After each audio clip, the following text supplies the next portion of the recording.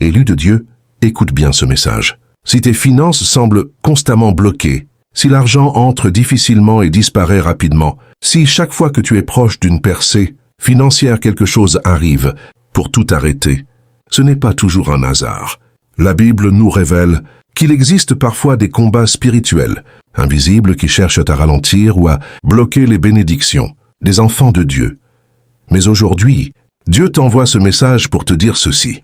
L'homme fort qui surveillait et bloquait ta vie financière va tomber. Quand Dieu décide d'agir, aucune puissance ne peut résister. Dans Évangile selon Matthieu 12, 29, Jésus révèle un principe spirituel profond. Il dit que personne ne peut entrer dans la maison d'un homme fort et prendre ses biens sans l'avoir d'abord lié. Cela signifie qu'avant la libération des bénédictions, la force spirituelle qui contrôle la situation doit être brisée. Dans la vie de certaines personnes, cet homme fort peut représenter un esprit de pauvreté, un esprit de retard, des alliances familiales négatives ou des forces invisibles qui s'opposent à la prospérité. C'est pourquoi certaines personnes travaillent dur, mais ne voient jamais les résultats qu'elles espèrent. Mais aujourd'hui, Dieu veut intervenir et lier cet homme fort dans ta vie. Souviens-toi d'une chose importante.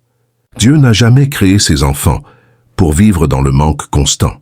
Dans Évangile selon Jean 10, 10, Jésus déclare qu'il est venu afin que nous ayons la vie et que nous l'ayons en abondance. Cette abondance concerne la paix, la joie, mais aussi la provision, les opportunités et les ressources nécessaires pour accomplir la mission que Dieu t'a confiée. Quand Dieu brise l'emprise de l'homme fort, les choses commencent à changer.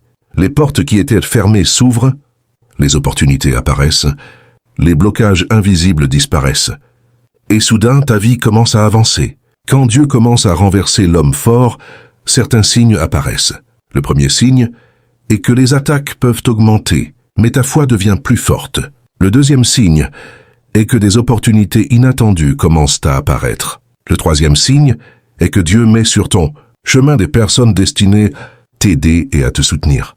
Le quatrième signe est que tu ressens une paix intérieure nouvelle malgré les combats. Cela signifie que quelque chose change dans le monde spirituel et que le contrôle de l'homme fort est en train de se briser. Maintenant, prends un instant et reçois cette déclaration par la foi. Au nom puissant de Jésus-Christ, que tout homme fort qui bloquait ta vie financière soit lié maintenant.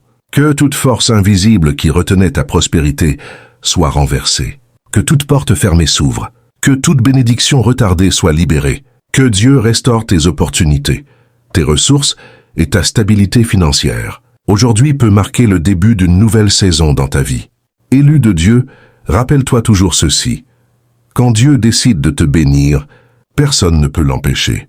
L'homme fort peut essayer de résister, mais la puissance de Dieu est toujours plus grande. Si ce message parle à ton cœur, écris dans les commentaires. Aujourd'hui, Dieu brise l'homme fort dans ma vie. Le combat ne fait que commencer. Maintenant que tu as proclamé la chute de l'homme fort, il est essentiel de comprendre comment occuper le terrain que Dieu te donne. Dans l'Ancien Testament, lorsque Dieu promettait une terre à son peuple, il ne s'agissait pas seulement de vaincre l'ennemi, mais aussi de prendre possession et de cultiver ce qui avait été conquis. La phase de la reconstruction. Agé 1, 5, 7. Quand l'homme fort tombe, il laisse souvent derrière lui des ruines, des finances dévastées, des opportunités perdues, une confiance ébranlée. Dieu te dit aujourd'hui, considère attentivement tes voies.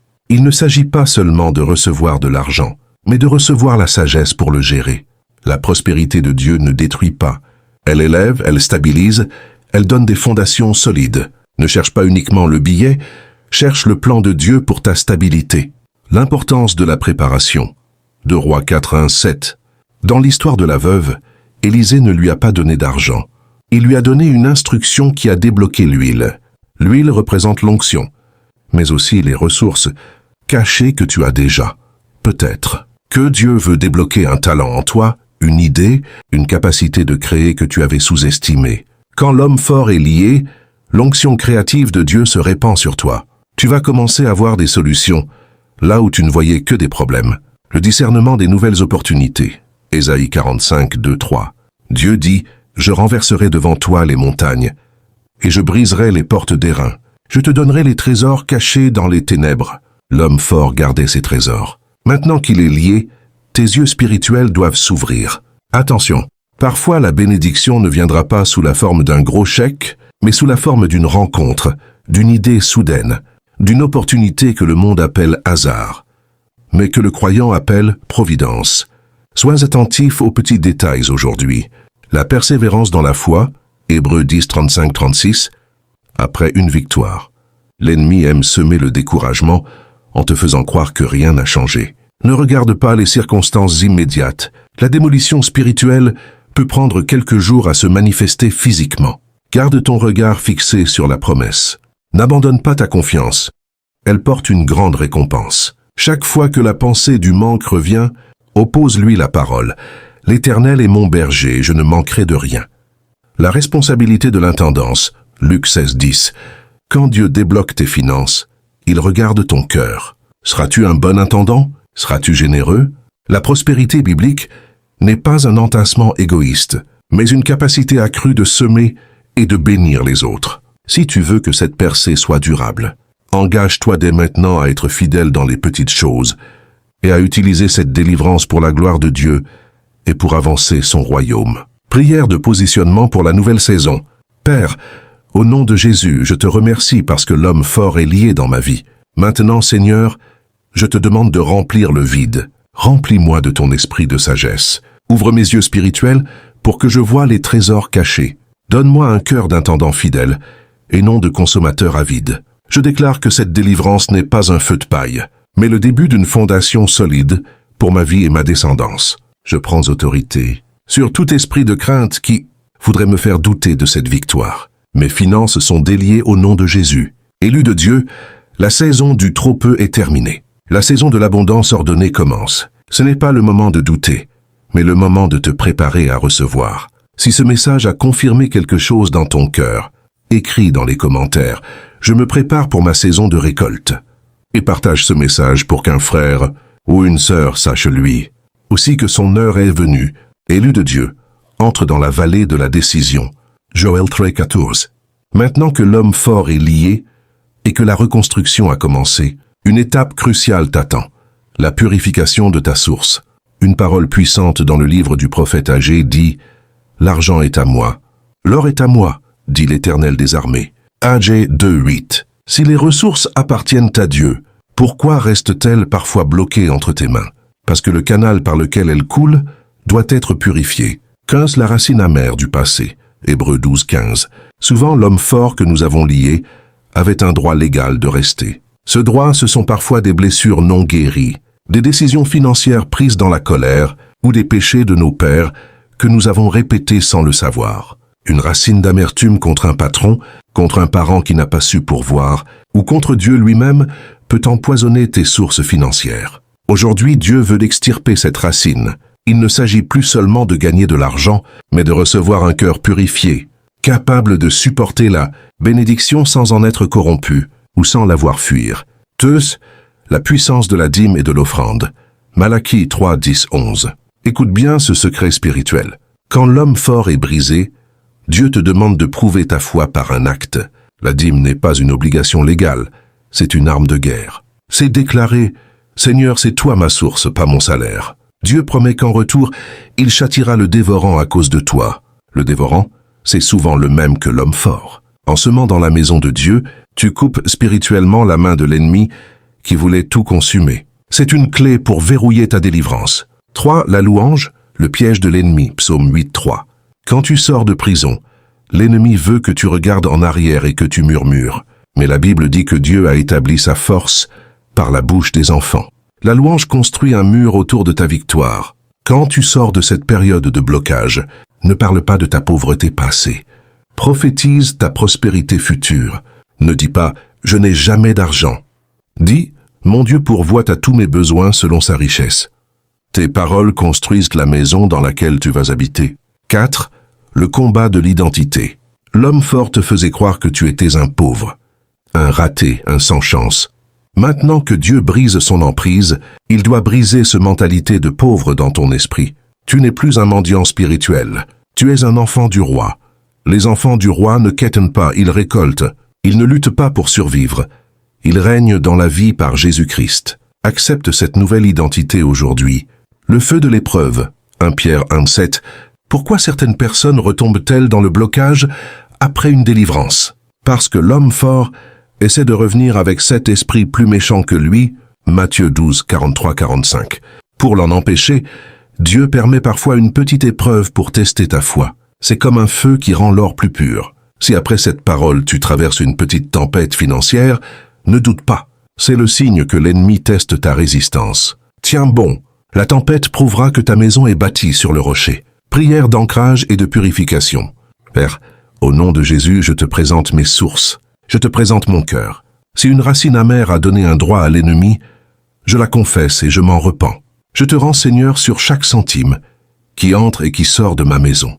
Je déclare que ma source, c'est toi. Je m'engage à honorer ton royaume avec mes ressources. Je revêts mon identité d'enfant du roi. Je ne suis plus défini par le manque, mais par ta gloire. Esprit de pauvreté, je te brise. Esprit de crainte du lendemain, je te brise. Mon avenir est entre les mains du Dieu de l'abondance. Élu de Dieu, tu n'es plus seulement délivré, tu es consacré. Quand tu es consacré, personne ne peut te maudire. Les portes de l'enfer ne peuvent prévaloir contre toi. Maintenant, lève-toi et bâtis. Ta saison de moisson approche à grands pas. Si tu acceptes cette purification et cette nouvelle identité, écris dans les commentaires « Je sors de la servitude pour entrer dans ma royauté » et propage cette flamme autour de toi. Élu de Dieu, établi dans la victoire. 2 Corinthiens 2,14. Maintenant que l'homme fort est lié, que ta source est purifiée et que ton identité est restaurée, il est temps de parler d'établissement. La Bible ne promet pas seulement une délivrance passagère, mais une victoire permanente. Dieu ne veut pas que tu passes ta vie à courir après les miracles financiers. Il veut que tu entres dans un repos où la bénédiction coule comme un fleuve sans que tu aies à lutter constamment. La consécration de la mémoire. Deutéronome 8.2. Dieu te conduit souvent dans le désert pour t'humilier et t'éprouver, afin de connaître ce qu'il y a dans ton cœur. Maintenant que tu sors de ce désert financier, il y a une tentation dangereuse. Oubliez. Quand l'argent revient, le cœur peut devenir orgueilleux et dire « c'est ma force, mon intelligence, mon travail qui m'ont procuré ces richesses ». Deutéronome 8.17. La première pierre de l'établissement, c'est un cœur reconnaissant et humble. Consacre chaque jour un moment pour te souvenir que c'est lui qui te donne la force de créer des richesses. L'onction de Gédéon. La stratégie de l'impossible, Juge 7. L'homme fort est tombé, mais le combat pour maintenir la victoire peut sembler plus grand que toi. Souviens-toi de Gédéon. Il avait 32 000 hommes, mais Dieu les réduisit à 300. Pourquoi?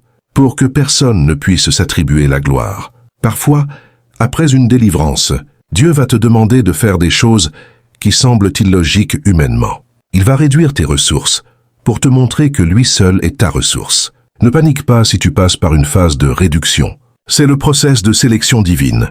Avec tes 300 hommes, tes vraies ressources, tu vas battre des armées de Madianites, les dettes, les blocages, la loi de l'héritage. Préparer la prochaine génération. Psaume 113. La victoire de Dieu ne s'arrête pas à toi. La Bible dit que la postérité des justes sera délivrée. Proverbs 11:21. Quand Dieu brise l'homme fort, il brise un cycle maudit qui aurait pu se transmettre à tes enfants. Aujourd'hui, tu ne te bats pas seulement pour ton compte en banque, tu te bats pour l'héritage spirituel et matériel de ta descendance. Visualise tes enfants et petits-enfants, vivant dans la bénédiction que tu es en train de conquérir. Spirituellement, cette vision te donnera la force de tenir ferme. Le combat de l'occupation, Josué 1:3, Dieu dit à Josué, « Tout lieu que foulera la plante de votre pied, je vous le donne. » Remarque, Dieu avait déjà donné la terre. Mais Josué devait fouler le sol. C'est la différence entre la propriété légale, ce que Jésus a gagné à la croix, et la possession effective, ce que nous vivons. Aujourd'hui, l'homme fort a été lié légalement par le sacrifice de Christ. Maintenant, il faut que tu marches sur le territoire de tes finances. Cela signifie que tu dois prendre des décisions concrètes. Faire des budgets, rembourser les dettes avec joie, épargner, investir. Marche sur ton territoire par des actes de foi concrets. Le secret de la louange persistante. Actes 16, 25, 26. Paul et Silas étaient en prison, les pieds dans les ceps. À minuit, ils chantaient les louanges de Dieu. Soudain, les portes s'ouvrirent et les liens de tous furent brisés. Note ceci, ils ne priaient pas pour la délivrance, ils louaient au milieu de la prison. Si tu veux que ta victoire financière soit scellée, fais de la louange ton mode de vie. Loue-le quand le compte est vide. Loue-le quand la facture arrive. Loue-le quand tu sèmes ta dîme. La louange ouvre des portes que aucune clé ne peut ouvrir. La marche sur l'eau, dépasser la peur du lendemain, Matthieu 14, 29. Pierre est sorti de la barque et a marché sur les eaux agitées. Les eaux dans la Bible représentent souvent les peuples, les nations, mais aussi les circonstances instables. Dieu t'appelle à marcher sur les circonstances, à ne plus être submergé par elles. La clé est de fixer ton regard sur Jésus et non sur la force du vent, les nouvelles économiques, les crises, les menaces. Tant que tu regardes Jésus, tu marches. Dès que tu regardes la tempête, tu coules. Garde les yeux sur le pourvoyeur, pas sur la provision. Prière d'établissement et de transmission. Père éternel, je viens devant toi avec un cœur d'humilité et de reconnaissance. Merci pour la chute de l'homme fort. Merci pour la purification de ma source. Maintenant, Seigneur, établis-moi. Plante mes pieds sur le rocher. Donne-moi la sagesse de Gédéon pour combattre avec ce que j'ai. Donne-moi le courage de Josué pour fouler le sol de mes promesses. Je reçois l'héritage pour moi et pour ma descendance. Je déclare que la pauvreté est brisée dans mon arbre. Généalogique à partir d'aujourd'hui. Je ne serai plus un instable. Je serai un arbre planté près des eaux. Je ne crains pas la chaleur. Je ne cesse de porter du fruit. Je prends autorité sur tout esprit de rechute financière. Je suis scellé par le sang de Jésus et ma victoire est éternelle. Élu de Dieu, la porte est ouverte. Le chemin est tracé. L'ennemi est sous tes pieds. Il ne te reste plus qu'à avancer, pas à pas, avec la certitude que celui qui a commencé, en toi cette bonne œuvre la rendra parfaite. Tu n'es plus un survivant spirituel. Tu es un conquérant établi. Si tu reçois cet établissement pour ta vie et ta descendance, écris dans les commentaires. Je suis établi dans la victoire pour l'éternité. Et partage cette parole forte avec quelqu'un qui a besoin de savoir que son combat est fini. Élu de Dieu, nous voici arrivés au terme de ce parcours spirituel. Nous avons vu l'homme fort lié, ta source purifiée, ton identité restaurée et ton établissement scellé. Mais souviens-toi de cette vérité éternelle. La foi sans les œuvres est morte. Jacques 2, 26. Dieu agit, mais il attend toujours une réponse de ta part. Un cœur qui a reçu doit se lever et agir pour verrouiller sa victoire. Aujourd'hui, tu n'es plus le même. Tu ne repars pas avec les mêmes pensées, les mêmes peurs, les mêmes chaînes. Tu repars avec une onction nouvelle et une autorité fraîche. Ne repars pas sans agir. Dieu a parlé à ton cœur. L'Esprit a déposé des semences de feu dans ton esprit. Maintenant, c'est à toi de jouer. Voici ce que tu vas faire pour sceller cette délivrance dans le monde spirituel et témoigner de ta foi. Commente ta vie foi. Proclame ta victoire. Le ciel écoute ce que tu déclares. La terre est en attente de ta confession. Ne repars pas en silence. Dans les commentaires, écris ta proclamation prophétique. Choisis l'une de ces déclarations ou écris la tienne du fond du cœur. Je suis établi dans la victoire pour l'éternité. Prière d'établissement et de transmission. Père éternel, je viens devant toi avec un cœur d'humilité et de reconnaissance. Merci pour la chute de l'homme fort.